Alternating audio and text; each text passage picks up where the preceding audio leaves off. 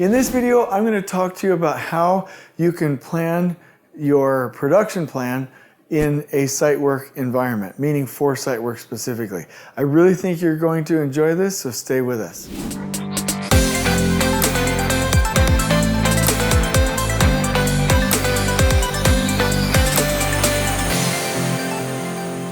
So there's a couple of things here that I want to talk to you about before I get started. Is that, let me give you an analogy. One time I went to a One Republic concert in Vegas with my daughter, and it was super fun. But one of the funniest things was I got there, and I have no discrimination about this, but it was a bunch of 65-year-old men. There were very few women, very few young people, and I was like, One Republic, I bet they would have 25-year-olds and 23-year-olds and men and women, and it's not the case.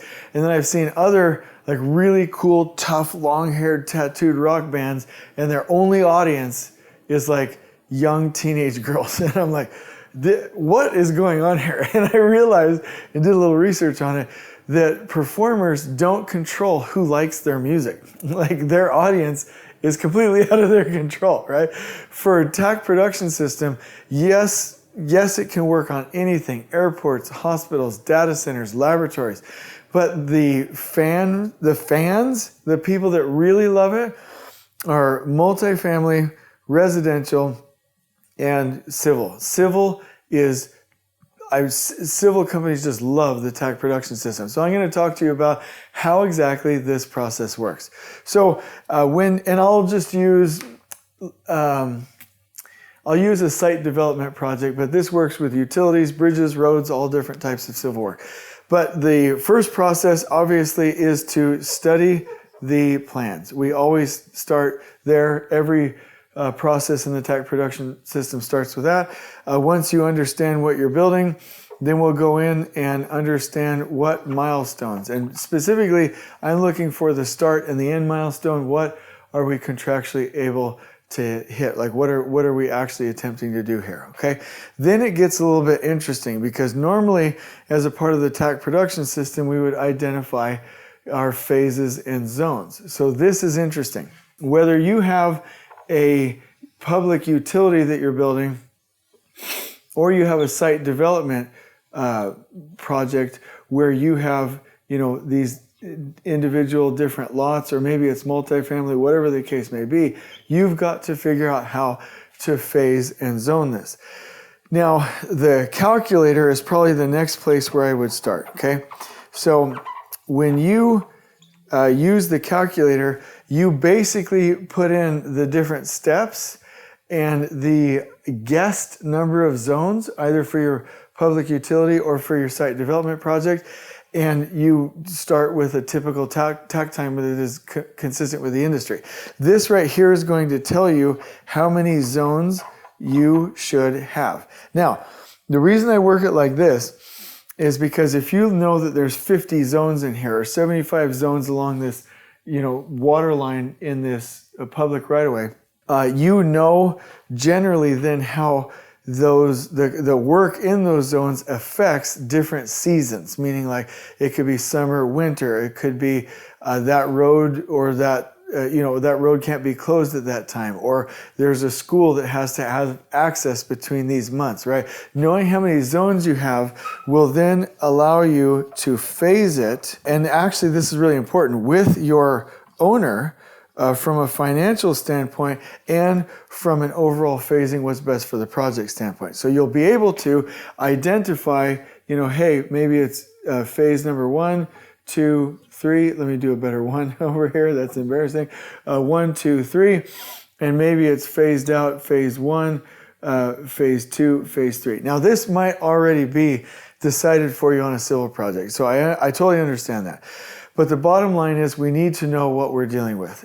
In civil, everybody who's used to civil knows there's a lot more to it. You don't just go and start the work. Let's just use the site development from an example standpoint. And actually, we'll start filling this out in the overall production plan. You will have your deforesting or the cutting down of your trees, your clearing and grubbing, and your mass grading, right?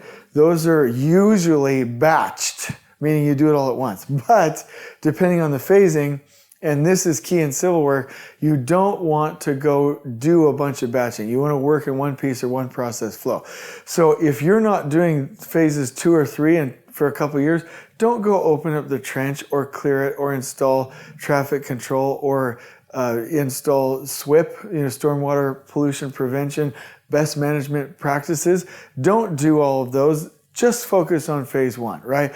Let's say that you're doing a huge site development. Do you really want to go over here and maintain the SWIP and the dust and all of the things that come with deforesting this entire development if you're not doing phase 2 or 3 for 3 more years? The phasing is important for this. So once you know your phasing, you'll know where you want to focus. So let's say hypothetically that you want to focus either on your straight run of pipe here in phase 1 or for your site development just into phase 1. This is where we really get down to the details, okay? So once you do that, you will want to identify what your different utilities are. I'm going to go into the site development here. Typically, obviously you have grading, so that's a part of it. Then you have water, you have sewer, you have storm drain, then you have your services, right? And then you have the preparation of your site work, your flat work, and your paving, right? So you want to break those up. You definitely want to know, where is the water line, where is the sewer, and then typically the storm drain will just be, at different locations around the site. So you want to break out those major scopes. But here's the key. Step number 5 is we want to create a table. Now this is huge, okay? Let's just take storm drain, okay? No, let's take sewer. Let's take sewer, okay? No, let's take water line. We're going to do the water line. So what you'll do is you'll take the stationing from here and you write station, station, station, right? And you'll write what type of pipe it is. Like let's say it's an 8-inch water line, okay? You're going to write down the linear feet, okay? You're going to write down the depth. You're going to write down if there's any special conditions, anything with shoring. You're going to write the production rate, and all of this information in your table is going to give you the duration, okay? So that is absolutely key. So you have to start with this data, and typically we break it up by station. So what will happen is you'll be, and I have just the right colors here, right? So you'll be able to, from that, according to your zoning, because your zoning is listed down here on the left, be able to say, well, this is my water line, okay? You'll also be able to say, okay, and I'll just do it with the sewer. I won't add, no, I can do the red too. Okay, you'll be like, hey, this is the sewer install, okay? And then this is, and this always happens with civil plans, this is my storm drain. It's going to hop around all over the place, right? And you're going to end up with a production plan that is not optimized. Now, let me go ahead and talk to you about what I would do next.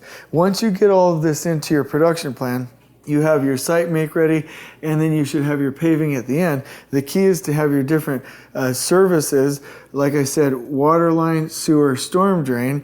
They should have individual flow with each other, but you also need to network them together and start to pull them in as close to each other as humanly possible. And what you'll end up with is the ability to see not only the production in the diagonal, but you'll be able to see if there's any issues while they're in the same zone, right? So if you had, just from an example standpoint, if you had, let's say, zone or station 35, whatever it is, well, that's not how they do it, but let's say the stationing was from such and such to such and such, but it's zone number 35, and you have water and you have the sewer, and then the next day you have your storm drain coming in. Obviously you have a conflict, right? That's not going to work. So you might have to move or shift these lines of balance, shift these production sequences left to right. So you want the diagonal flow, but you also want to make sure you have this horizontal flow to where you are not in the same zone at the same time, because most of the time with site work, you are geographically constrained. Okay, once this happens, and I'll mark this in blue, you will want to make sure that you analyze, especially with civil, any crazy weather durations and add buffers accordingly.